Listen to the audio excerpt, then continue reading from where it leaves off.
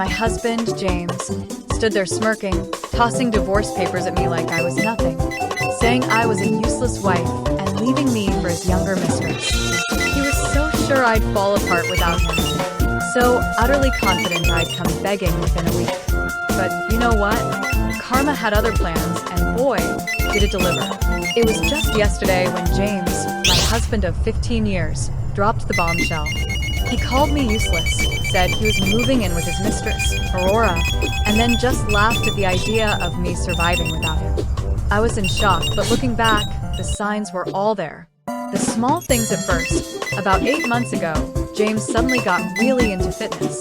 F45 at 5 a.m., Lululemon everything, constantly checking his Apple Watch. I was happy for him, genuinely thinking it was just a healthy phase.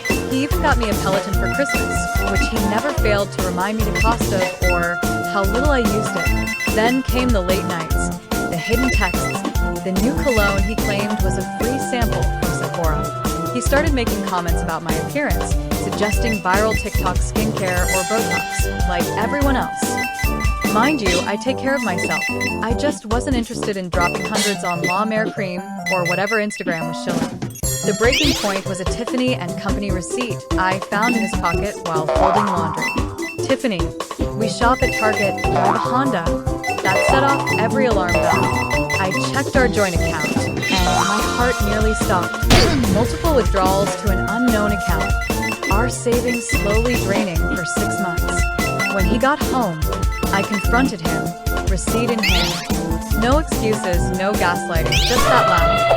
Cold, dismissive laugh. He went to his home office, came back, and tossed an envelope on the coffee table. I was going to wait, he said, but since you're being nosy, here you go.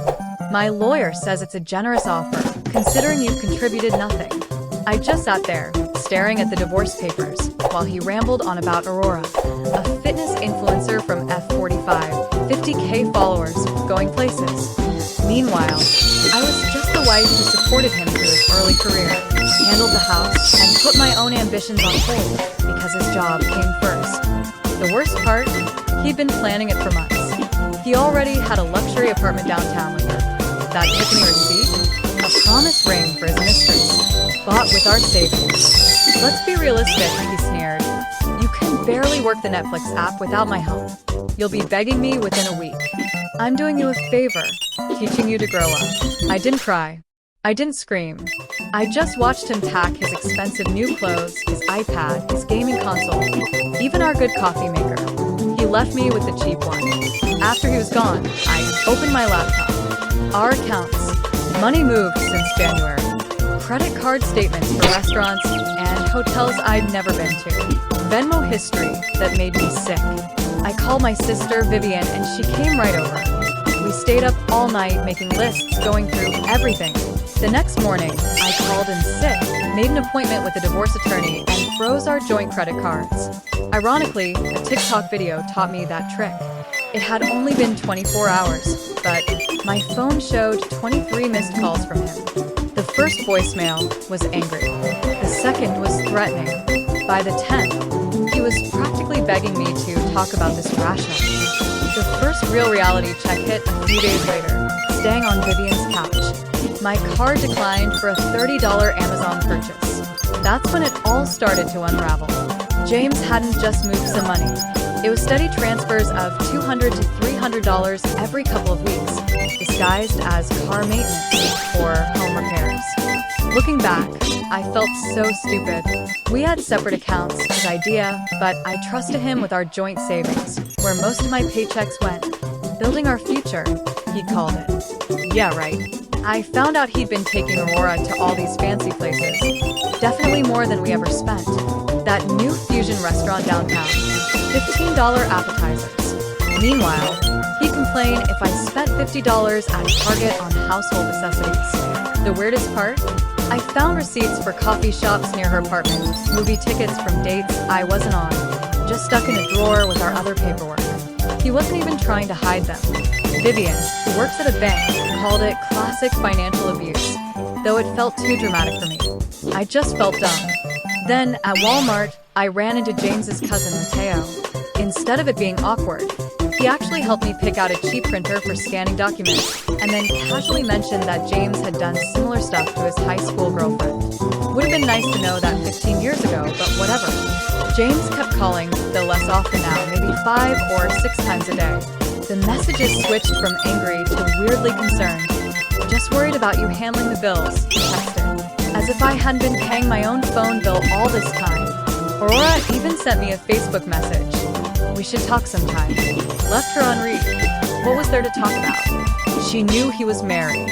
My divorce attorney, found through a women's support group, was amazing. She seemed concerned about the financial mess, especially the money transfers, and said we needed to act fast to prevent him from hiding more assets. The biggest shock came when I logged into our old shared email. Confirmation emails for a credit card I knew nothing about. A basic Capital One card with a $3,000 limit, used for months at restaurants and gas stations near her place. I actually laughed when I saw charges from Planet Fitness on there. He'd been telling me he was going to that expensive F45 gym, probably to impress her. Guess the fitness influencer girlfriend wasn't bringing in as much money as he pretended. Today, I opened my own bank account at Chase. The lady there was super helpful, even showed me how to use their app.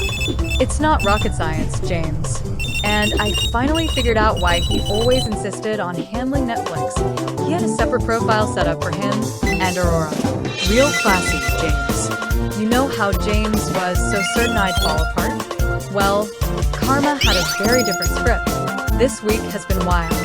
I landed a customer service job at a local company, nothing fancy, $16 an hour. But guess what? The office is in the same building as one of James's biggest clients.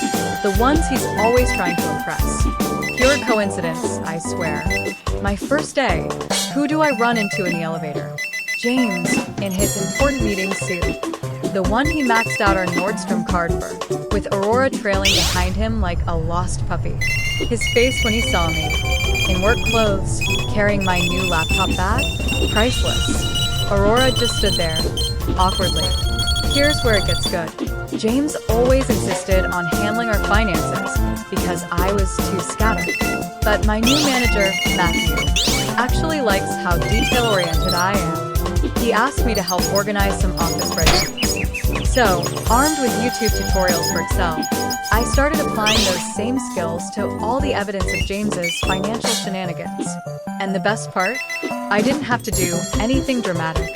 I just handed over my neatly organized folders of bank statements, credit card bills, and screenshots to my divorce attorney. She actually smiled. "This is perfect," she said. "We won't even need a forensic accountant." James found out during our first mediation meeting. He strutted in, all confident, probably expecting me to be a mess. Instead, he walked into a room where I had printed copies of every shady transaction he'd made in the last year, including hotel charges near Aurora's apartment that he claimed were business meetings. His face when the mediator started going through the evidence? Better than any revenge I could have planned. But wait, it gets better. Remember that Peloton he bought me? The one I never used? I finally logged into the account last week. Guess what I found? Workout history showing him and Aurora using it together at our house, on days when I was visiting my sister. Yeah, in our house. I mentioned this casually during mediation, just slid the printed activity log across the table. James actually stuttered trying to explain that one. The real karma hit when Aurora finally realized James isn't as wealthy as he pretended. Apparently, she found out he's still paying off that Tiffany promise ring, which, by the way, wasn't even from the actual Tiffany store. I found the receipt. It's from one of those lookalike websites. How do I know? Aurora did something interesting.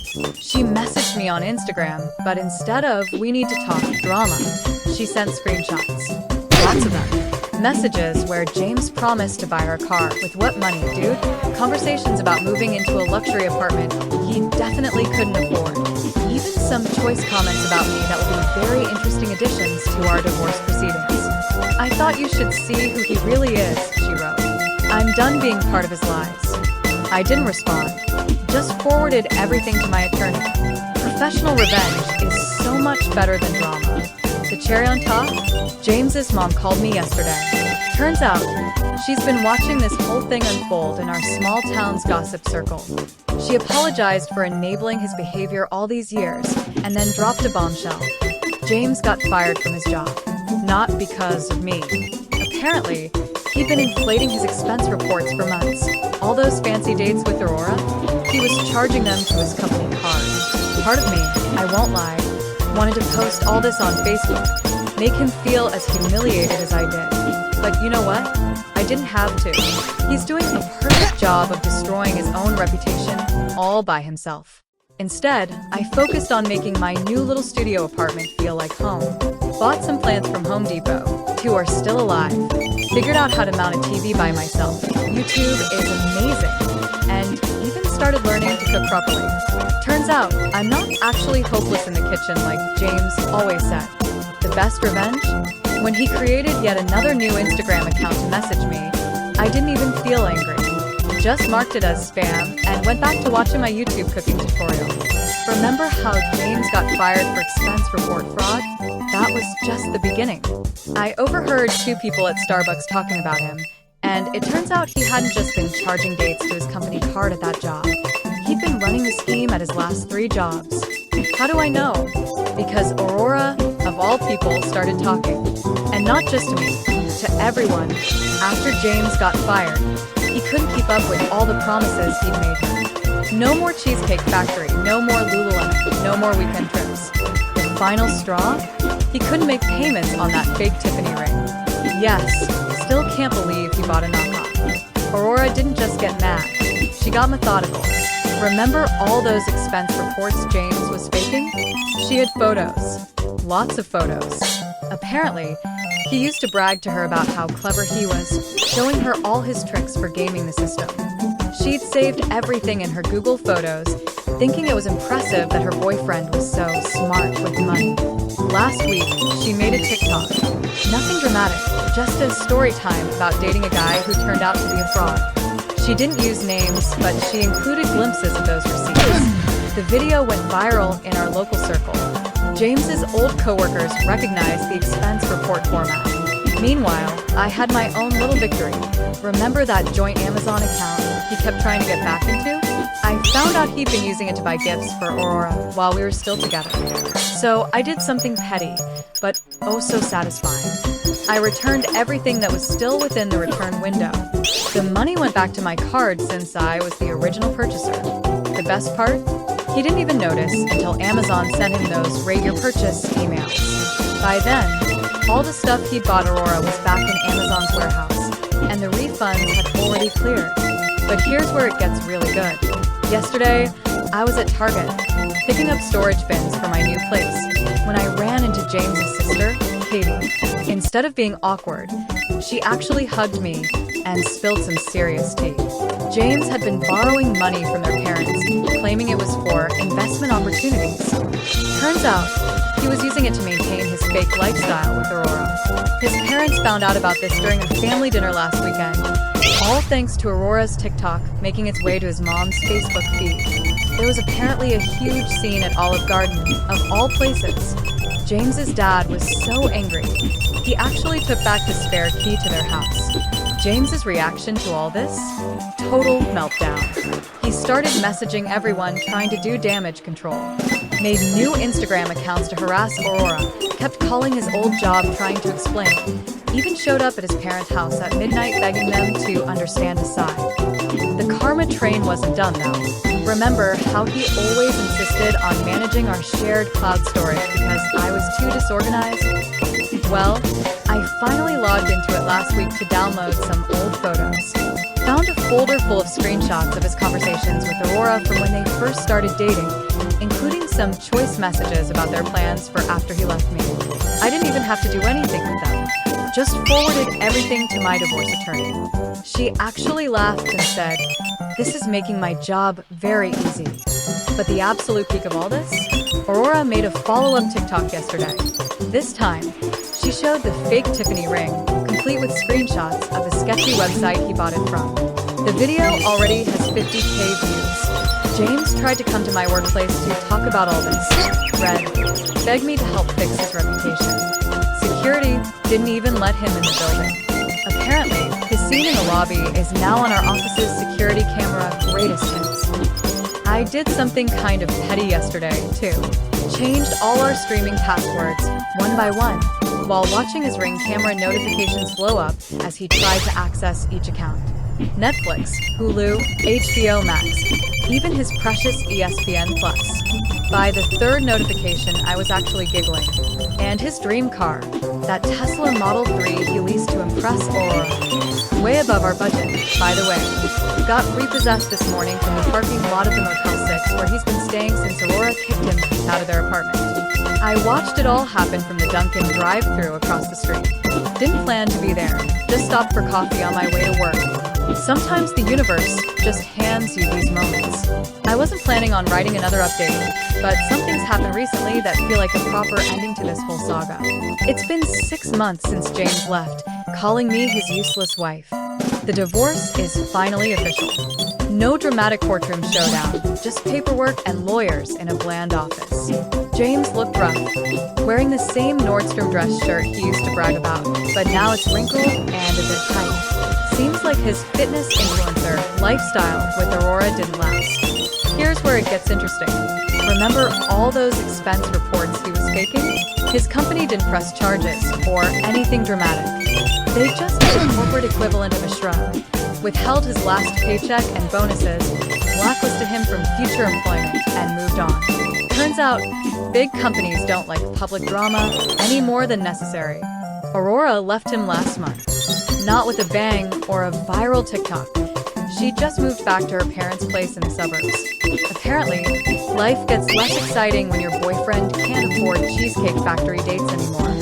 She tried messaging me on Instagram to explain her side, but I just left her on read. Some things don't need closure. James is now renting a room in a shared house across town. His Tesla got repossessed, no surprise there, and he's driving a beat-up Honda, the same kind of car he used to mock me for wanting to buy because it was too basic. I'm still in my customer service job, but I got a small raise, $5 per hour. Not life-changing, but it's something.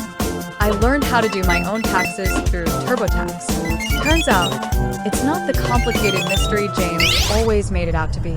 I had an awkward, but ultimately revealing run-in with his mom at Target last week. She was buying storage bins in the same aisle as me. Instead of avoiding each other, we actually talked. She told me James tried to borrow money from them, but they refused. He needs to grow up, she said, and then help me pick out some cheap but nice-looking throw pillows for my studio apartment. The apartment's finally feeling like home. Got some plants from Home Depot. 2 out of 3 are still alive. Learned to cook basic meals through HelloFresh, and even started going to Planet Fitness on weekends. Nothing fancy, just normal life stuff. James still tries to contact me through new Instagram accounts, usually when he's been drinking. Mostly stuff like, "You'll regret this," or "You can't make it without me." I just block and delete. The funny part? I found his old password list in our shared Google Drive. Yes, he kept it in a document literally named Passwords. I didn't do anything with it, just forwarded it to his sister, Katie, so she could tell him to change everything. I've even started having lunch with a guy named Matthew at work. Nothing serious. We just share a break room sometimes. He's also recently divorced, and gets why I'm not ready for anything real. But here's the real kicker. Last week, while getting coffee at Dunkin', I overheard some guys from James's old office talking. Turns out, he's been calling and emailing, trying to get his job back. Even showed up in the lobby once. They didn't even bother calling security. Just let him stand there until he got tired and left. His new life isn't exactly what he planned. No more fancy gym membership. He works out at the same Planet Fitness as me now. We awkwardly avoided each other in the parking lot once. Aurora's back on dating apps. His important business contacts don't return his calls. Meanwhile, I'm doing all the things he said I couldn't. Paying bills, fixing minor house problems, managing my own budget. Nothing extraordinary, just regular adult stuff that he convinced me was beyond my capabilities. I found our old wedding photos while cleaning last weekend. That girl in the photos, trying so hard to be what he wanted, I barely recognize her now. The most satisfying moment wasn't some big revenge scene. It was yesterday at the bank, depositing my paycheck. Yes, I still like doing it in person. The teller was the same one who helped me open my own account 6 months ago, when I was shaking and scared. She smiled and said, "You look happier." And you know what? I am.